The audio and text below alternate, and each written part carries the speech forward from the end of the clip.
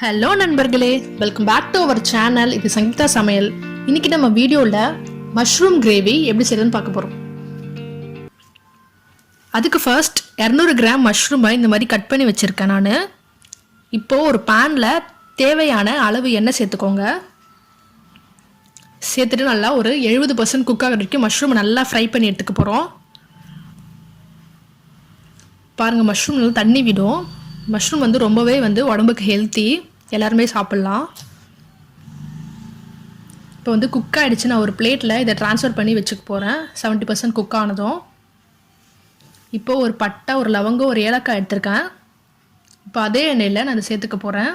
தேவைப்பட்டால் எண்ணெய் சேர்த்துக்கலாம். சேர்த்துட்டு லைட்டாக ஃப்ரை பண்ணிக்கோங்க. ஃப்ரை பண்ணிவிட்டு நான் 3 வெங்காயத்தை இந்த மாதிரி அரைச்சி வச்சுருக்கேன். மீடியம் சைஸ் வெங்காயம் அதையும் இதில் சேர்த்துட்டு நல்லா பச்சை வாசனை போகிற வரைக்கும் வதக்கிக்கோங்க. ஒரு லைட் ப்ரௌன் கலர் ஆகிற வரைக்கும் நல்லா ஃப்ரை பண்ணிக்கோங்க. பாருங்கள், இப்போ இதில் 1 ஸ்பூன் அளவுக்கு இஞ்சி பூண்டு விழுது சேர்த்துக்கோங்க. சேர்த்துட்டு இதையும் பச்சை வாசனை போகிற வரைக்கும் நல்லா வதக்கிக்கோங்க. இப்போது 2 தக்காளி அரைச்சி வச்சுருக்கேன், மீடியம் சைஸ் தக்காளி. இதையும் இதில் சேர்த்துக்கலாம். சேர்த்துட்டு நல்லா மிக்ஸ் பண்ணி விட்டுட்டு ஒரு 5 நிமிஷம் நல்லா குக் பண்ணிவிடுங்க. இதை பாருங்கள், 5 நிமிஷம் நல்லா குக் ஆகிடுச்சு. இப்போது இதில் தேவையான உப்பு சேர்த்துக்கோங்க. ஒரு 1/2 ஸ்பூன் ரெட் சில்லி பவுடர் சேர்த்துக்கோங்க, வெறுமிளகாய் தூள்.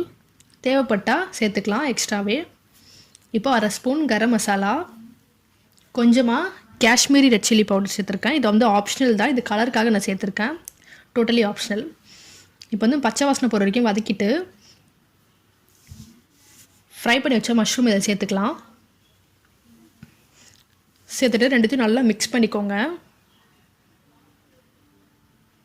மிக்ஸ் பண்ணிவிட்டு இப்போது கிரேவிக்கு தேவையான அளவு தண்ணி ஊற்றிக்கோங்க. உப்பு, காரம் எல்லாத்தையும் எல்லாம் பார்த்துக்கோங்க. இதில்